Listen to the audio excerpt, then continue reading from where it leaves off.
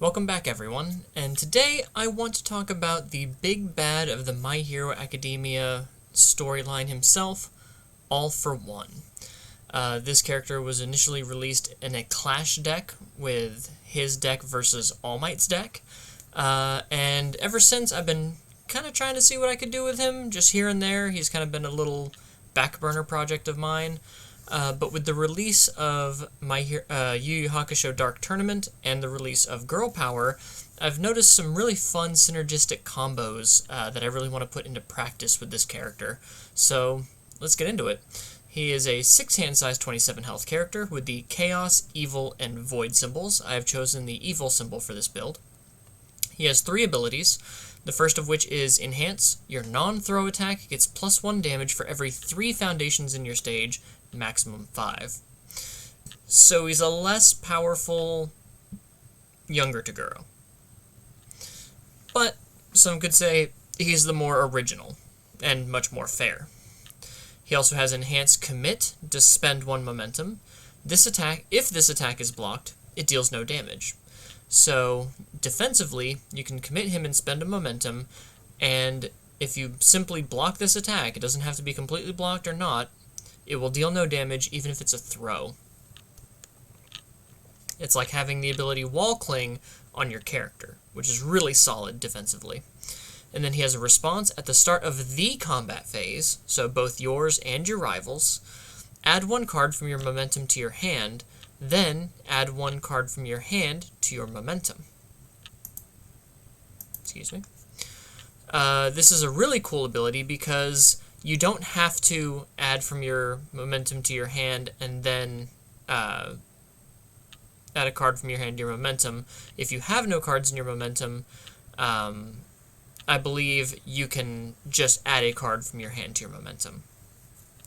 Because the adding a card from your momentum to your hand is not a cost, it is simply a part of the effect.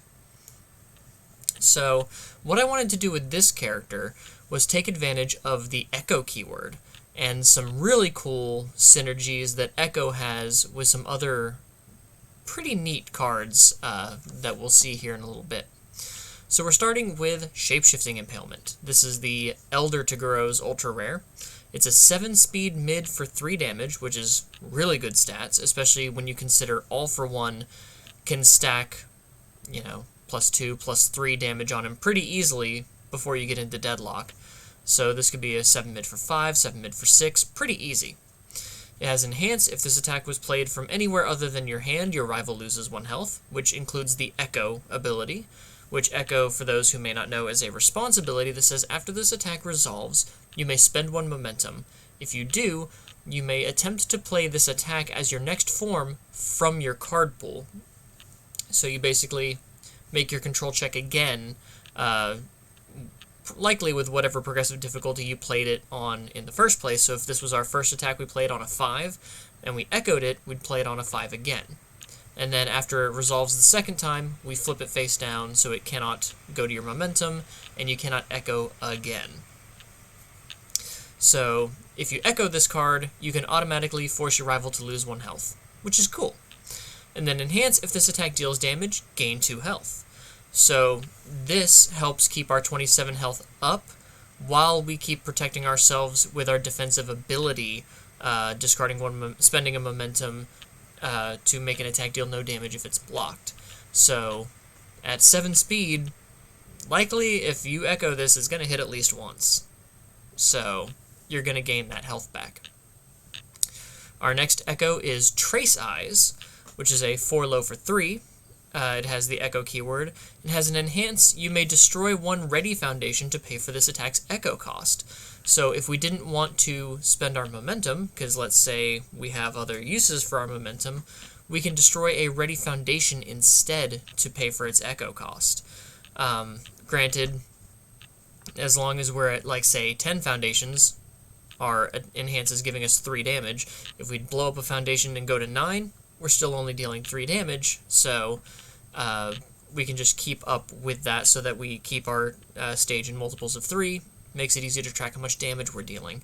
Really good, really synergistic with the whole keeping your resources up thing, either your foundations or your momentum, whichever resource you want to spend or have more to deal with, is whatever you can use. It's a very flexible card.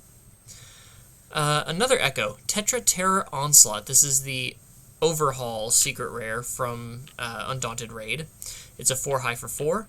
As a static ability, so this ability will always be active no matter what. It says when you try to play this attack from anywhere other than your hand, it gets -1 difficulty and +2 speed. So if you echo it, you know, you're playing it on a 5, like say this is your first attack that you play, it's on a 5. When you echo it, it'll be on a 4 difficulty instead of a 5 difficulty. And it'll get 2 speed to boot. And as an enhance, you can lose 3 health. If this attack deals damage, add 1 card with a printed difficulty of 4 or less from your discard pile to your hand. So this could pick up another Trace Eyes. This could pick up a Double Fist of the Immortal Flame, a Vile Seizing, or pretty much anything other than itself or Shapeshifting Impalement. This can pick up from our discard pile as long as it deals damage. And if we echo it, that's 2 chances it has to deal damage, with the second one giving it +2 speed. So we'd lose 6 health in total.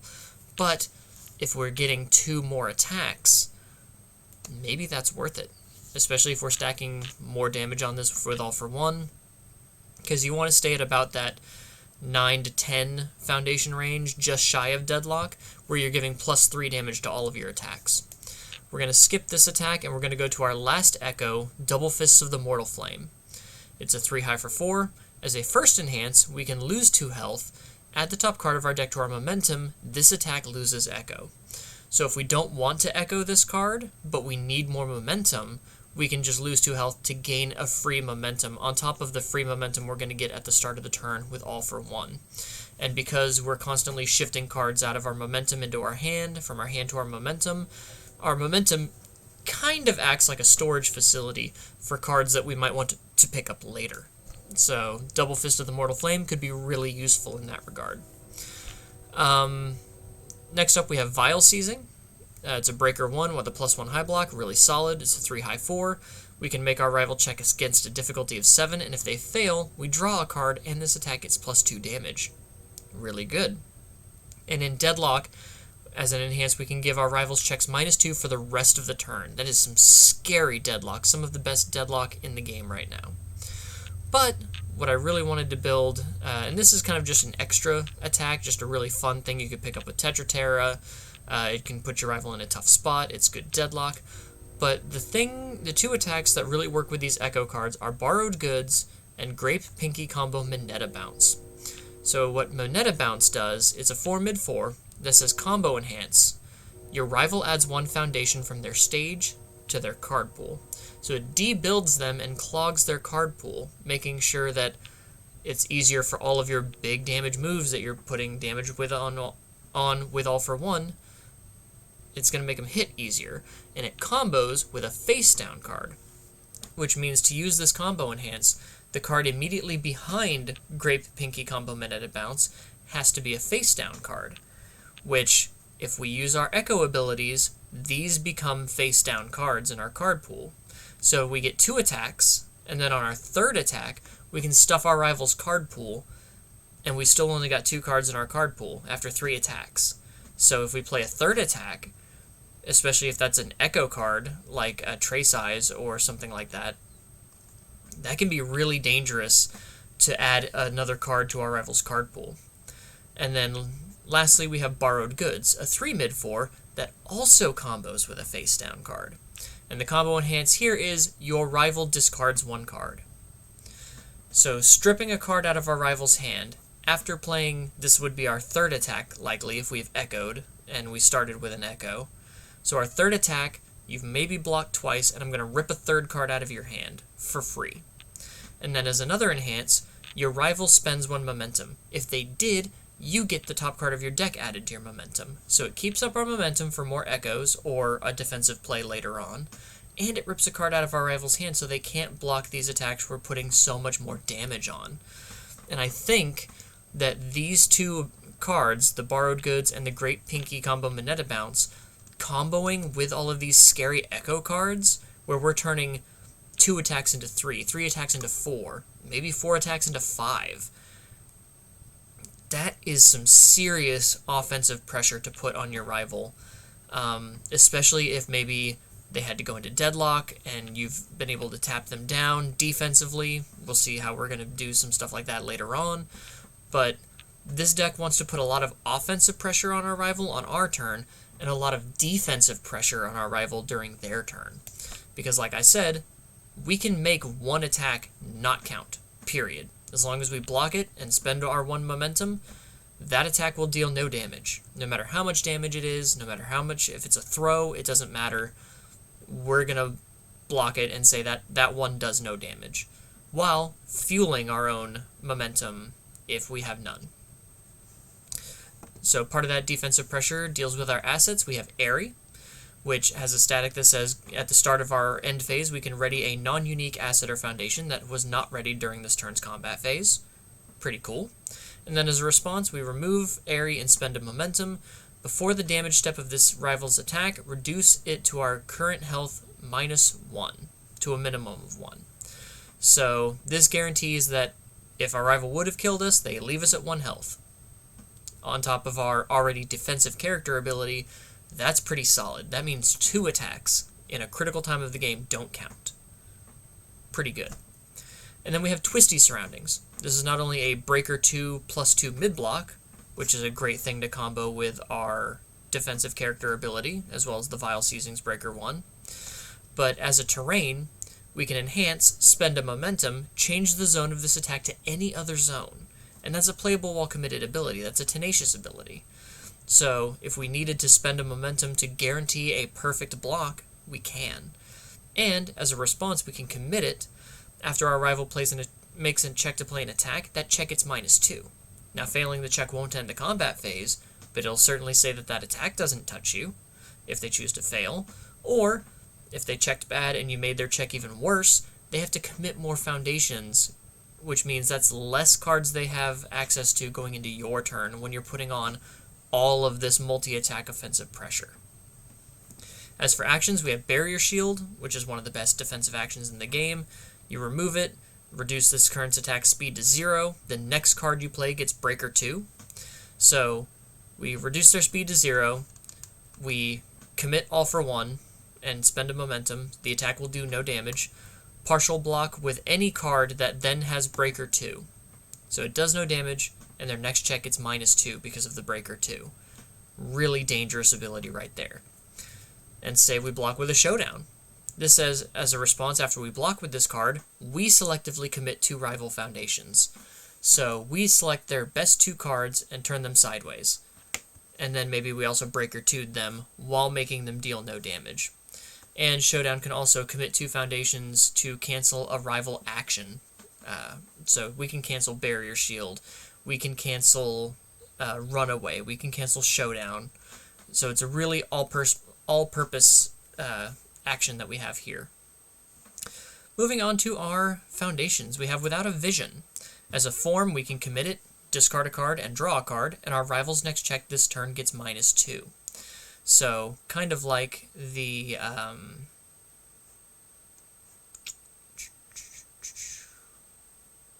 don't have a -2 thing in here.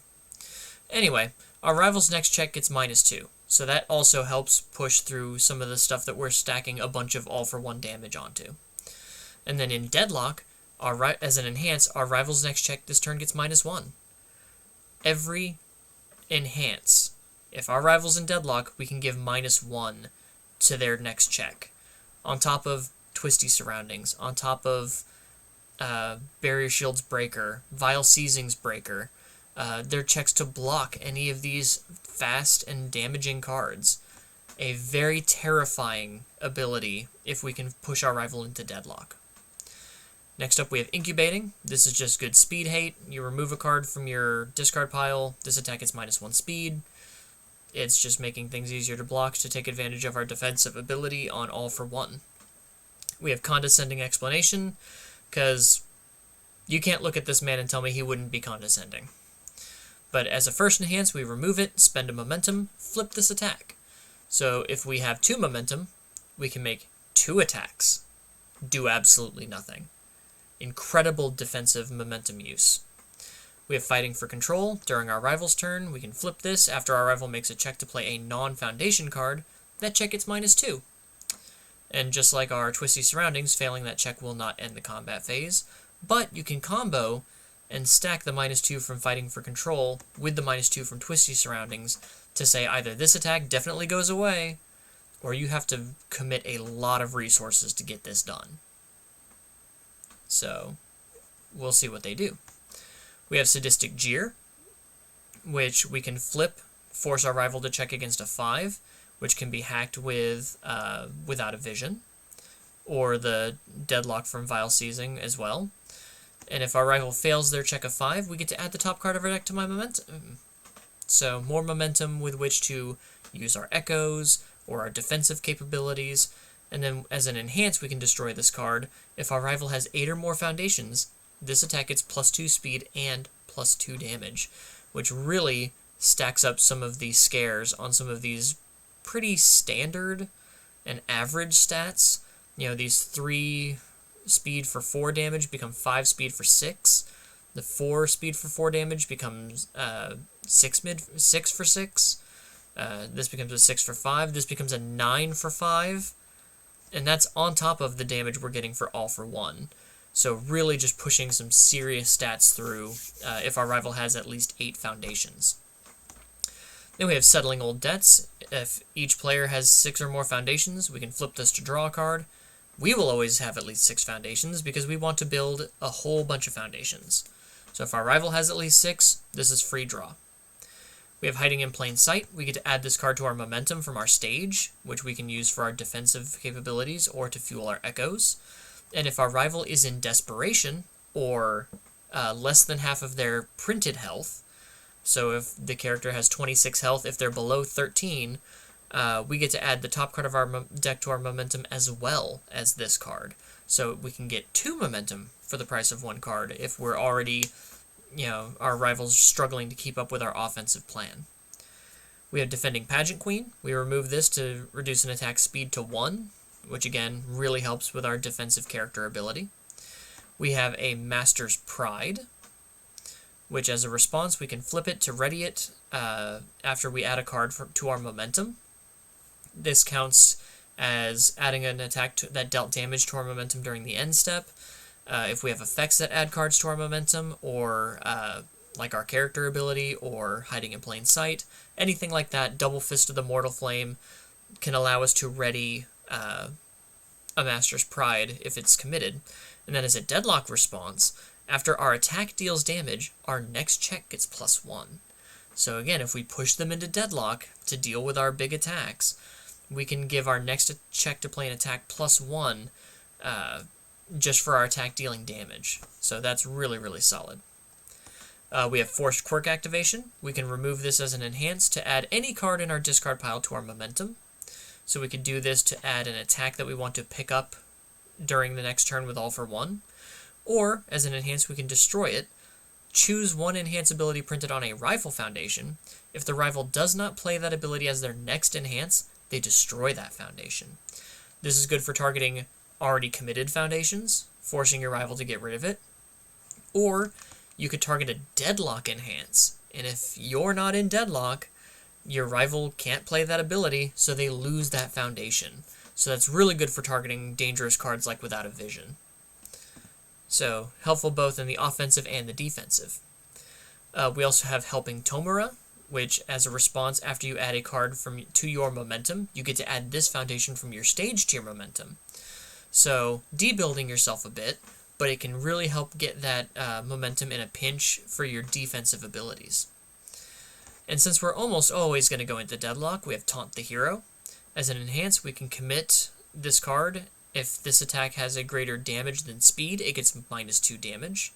So, kind of mitigating some damage that we would take from our rival. Don't hit your head. And then as the all-for-one response, we can remove this and lose 2 health. After our rival plays a deadlock ability, we get to cancel it. And deadlock abilities, as you can see from Without a Vision and Vile Seizing, can be incredibly dangerous. So the fact that we can specifically cancel deadlock abilities just for being all for 1 is a really handy defensive capability. And it's a good 6 check too, so that's not hurting anyone. We have convenient timing. This is one of my favorite defensive foundations. As a response, we can spend a momentum. After we block with this card, our rival's checks get -1 for the rest of the turn. It's breaker 1 on every card they play, which stacks on top of our breaker cards, on top of our check hacking. Every check they play for the rest of the turn gets -1. And as we are all for 1, we will always have at least 1 momentum on defense. So this is a really solid card to have in your hand. Or, if our rival's playing like Hawks or something like that, as an enhance, we can flip this foundation, add 1 card from either player's discard pile to the bottom of their deck. If our rival's playing Hawks, we put that to the bottom of their deck. If they're playing Vaxalia, we can put their Mark Your Prey on the bottom of the deck. Whatever they're trying to search out of their discard pile, we can put to the bottom of the deck so they can't access it anymore. Next, we have Quick to Act. This is really good spam. If we are at less than half of our current health, or less than half of our maximum health, excuse me. So if we're in desperation, our attack gets +1 speed. So when we're already putting a lot of damage on, thanks to our character, speed is what we need to get the job done. This is our way of doing that. Then we have Surviving the Final. Once per turn, this attack gets -1 speed. It's just some good consistent speed hate. Next we have Trusted Assistant. This is an enhance flip. If this attack was played from anywhere other than the hand, commit 1 rival foundation. So if we're playing any of our Echo abilities, we can just flip this and selectively commit our rival's best defensive piece. Or as a deadlock form, if we've forced our opponent into deadlock, we can commit this card to commit 1 rival asset or foundation. So we can commit an Airy or a Twisty Surroundings. That could really mess us up if our rival's in deadlock. And lastly, we have Where's Your Smile Now, which is just one of my favorite titled cards. As an enhance, we can flip it to add 1 card from our rival's discard pile to the bottom of their deck, again, messing with any of their discard pile shenanigans. And as a response, once per turn, if our rival's attack deals no damage, our next check gets +1. That's an incredible defensive ability. If we fully block something, our next check gets +1. If we use All for One, our next check gets +1. It's a really good way to continue to string blocks in a meta where I feel, as of recording, string decks are becoming more popular. You do have these bomb characters like Younger Toguro, like Mount Lady 3, who can put powerful 4 or 5 on a whole bunch of stuff. But I do feel that string decks are starting to make a bigger comeback because it's easier to block 1 attack than it is to block 4. So I think people are starting to lean more into string decks, and being able to chain block with cards like Where's Your Smile Now is a really solid defensive ability. And that is honestly my first official take on All for One. Like I said, I've kind of come back to them time after time, just trying to see what I could do with them, what we could play with.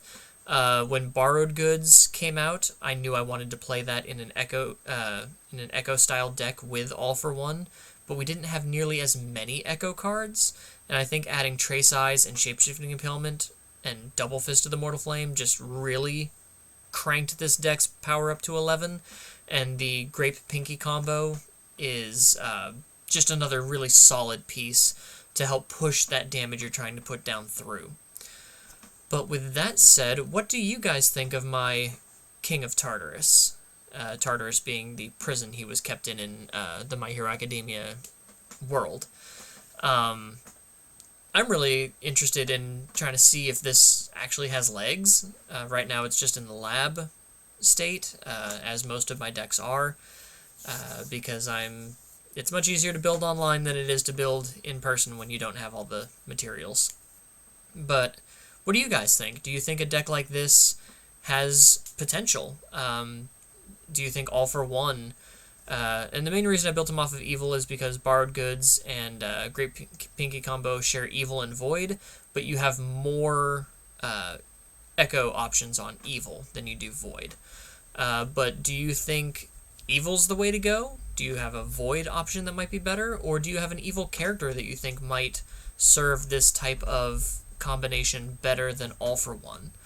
I'd love to hear your thoughts in the comments below. If you enjoyed this video and you like deck list videos and interesting building options altogether, please subscribe to the channel.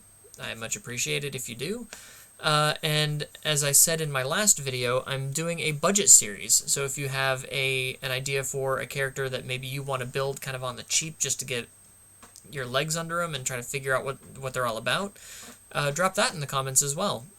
Or you can message me on Discord, UVS Hermit. I'm lurking around usually, but I have made posts about the budget series, and I'd love to hear you guys' thoughts. So until next time, take care, guys.